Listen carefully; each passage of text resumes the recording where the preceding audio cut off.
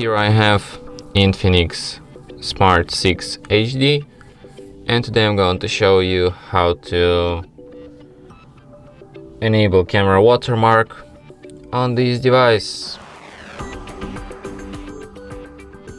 So firstly you have to open camera, then tap on the gear icon to access its settings, and by tapping on the auto watermark you can switch this feature. So just for an example, let's take some photo, and now as you can see here we have this watermark, Infinix Smart 6 HD. And that's it. Thanks for watching. If you find this tutorial useful, don't forget to hit that like button and subscribe to our channel.